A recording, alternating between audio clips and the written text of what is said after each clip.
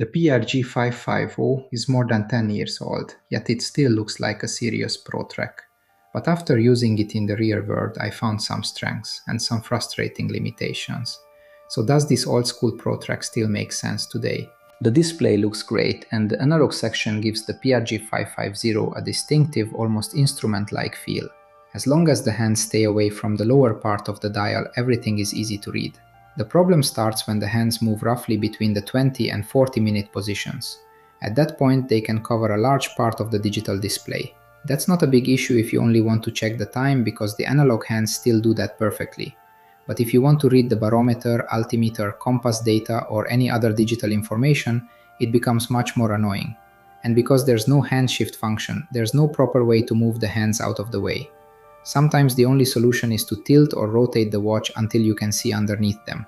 It's one of those limitations that doesn't sound serious on paper, but becomes much more noticeable in actual use. There isn't much to criticize when it comes to the design and build. The strap is noticeably less flexible than the ones used on newer Pro Trek models, but it's still perfectly usable and comfortable enough for everyday wear.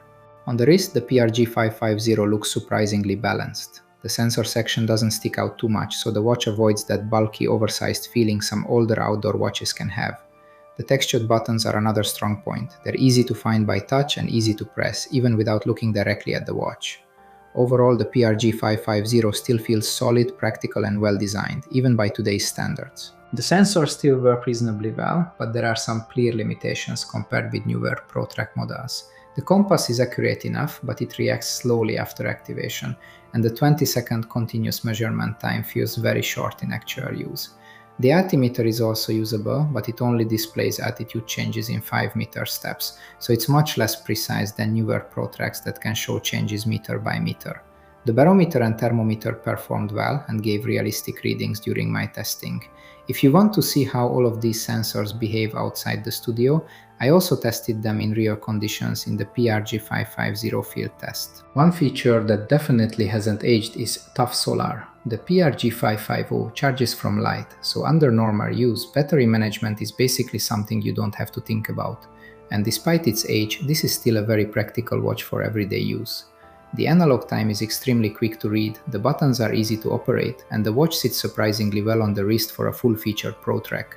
It also feels like a watch you can simply put on and use without worrying too much about it. You get the essential outdoor functions, solar charging, and that classic Pro Trek durability in one package. So while some of the technology inside clearly belongs to an older generation, the basic everyday experience still holds up very well. This is where the PRG-550 really starts to show its age. There's no hand shift function, no bearing memory, the compass only measures continuously for 20 seconds, and the altimeter works in 5-meter steps. None of these limitations make the watch unusable, but compared with newer Pro Trek models, they make everyday operation feel noticeably less refined. The technology still works, it just works in a much more old-school way. The PRG-550 is a good choice for someone who wants a reliable everyday watch with a few useful outdoor functions. The compass, altimeter, barometer, and thermometer are clearly outdated compared with modern Pro Trek models, but they still work well enough for casual use.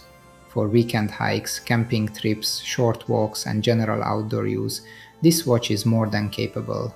You get tough solar, a very readable analog display, and enough sensor functionality to make it genuinely useful outside. But if you regularly hike in large forests, remote areas, or high mountains, I don't think this would be my first choice. The slow compass, 20-second measurement limit, and 5-meter altimeter steps simply make newer Pro Trek models much better suited to serious navigation and demanding outdoor use. So this is not really a watch for someone looking for the best outdoor technology available today. It's for someone who likes the classic analog Pro Trek style and only needs the sensors as useful extras. I'm glad I had the chance to test the PRG-550, because it really shows how far Pro Trek technology has come over the last decade.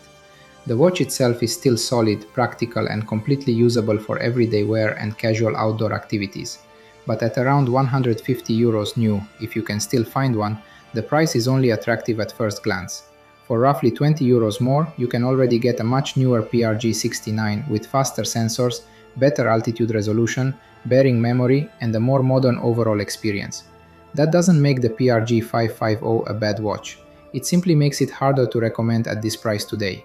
If you haven't seen my videos about the newer Pro Trek models yet, subscribe and check them out. They make the differences much easier to understand. And I'm curious, would you still choose the PRG-550 for its classic analog style, or would you spend a little more on a newer Pro Trek?